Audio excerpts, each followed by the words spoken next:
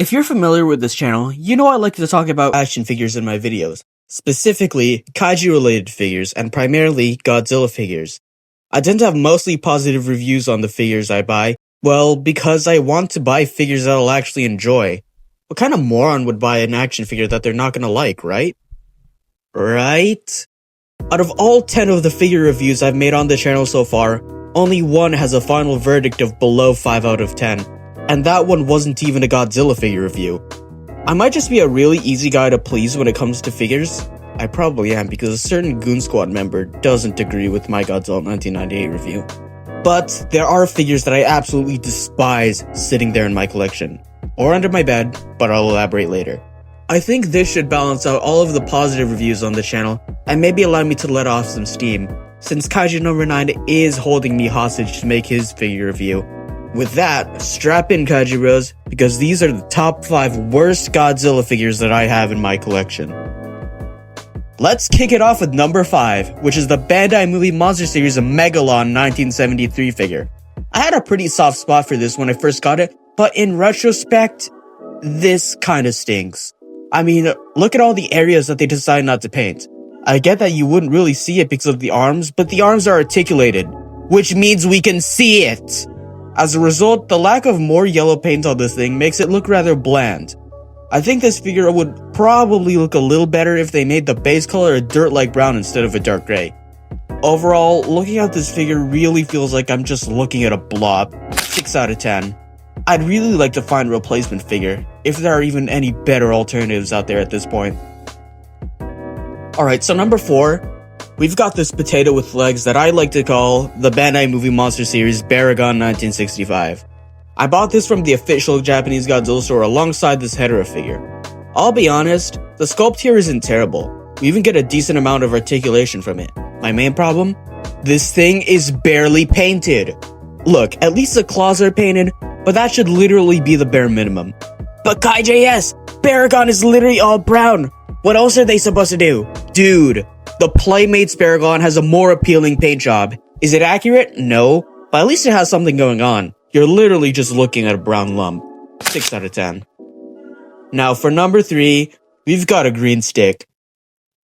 The Bandai movie monster series Amanda 2004 is one of the most sauceless figures in my entire collection, and yet I still put it on display because I don't have another. Look, the sculpt is at least accurate, but this really would benefit with a more creative pose. Literally anything else would have been better than just having him lying straight. This thing is such a waste of shelf space, and not only that, but it's not even painted decently. Dude, look at these back spikes. Did it really pain them that much to paint the rest of them? They literally painted only 2 and then immediately gave up. What are we doing here? 4 out of 10. Number 2, Anguirus. Look, I'm gonna tell you why I have a personal vendetta against this specific figure. Ever since 2020, I wanted an Anguirus figure to go with my Godzilla. He is my goat after all. I got him for Christmas and it was the best thing I could have ever had in my possession.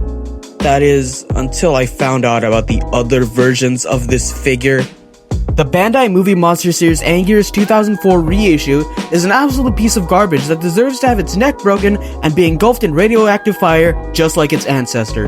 Its sculpt is pretty much the same as the original, but this paint job is just abysmal. At least Amanda and Baragon had the insides of their mouths painted. The end of the tail and spikes on the arm aren't even painted. I hate this figure so much that I bought one of the original versions of this figure to show you the difference. Its arm is a bit distorted, but I can easily forgive that if it means I don't have to use this one anymore. It's so bad that I store it away in a GameStop bag that goes under my bed, away from my display area. And look, there are the other rejects. I'll probably keep it around though, in case I ever need a stunt double. 4 out of 10. Before we dive into the bottom of the barrel, let's bring up some honorable mentions. The SH Monster Arts Jet Jaguar 1973 is heavily brought down by its sculpt. They honestly could have used the same mold from the movie monster series version, and I wouldn't complain. I mean, just look at the two and tell me which one looks more appealing. Also, what is up with those hips? The Bandai Creations Ghidorah 2001 also suffers from the same issues as Jet Jaguar. He just looks really goofy. This figure actually convinced me for a long time that Ghidorah from GMK is ugly, just because I had to look at it for 7 years. The movie Monster Series release of the same character definitely did it more justice. The Bandai movie Monster Series Godzilla 1998. is the best figure I've mentioned in this video, because in my review, I give it a 10 out of 10. Screw off devils, I'm not changing my mind. What I will change my mind about though, finally, we have this bootleg Teleston figure. What can I say? He feels cheap, he's sticky, and he's not even accurate. But KaijuBros, Teleston isn't a Godzilla character? Well, okay, genius, explain this then. There, he appeared in Terror of Mechagodzilla in 1975, you bum. Now that that's out of the way, it's time to show you the absolute worst Godzilla figure in my collection. As some of you may know, throughout Godzilla's 70-year run, numerous monsters entered the picture. Some are more appealing than others, and some, well, you can figure it out. That being said, you'd think they'd do the first ever Godzilla more justice than whatever they pulled here. The Bandai movie monster series Godzilla 1954 reissue is the worst figure in my entire collection. This thing's barely painted, and out of the 2 or 4 times it is, the most ridiculous choices were made. Why is there just a white spot on top of its head?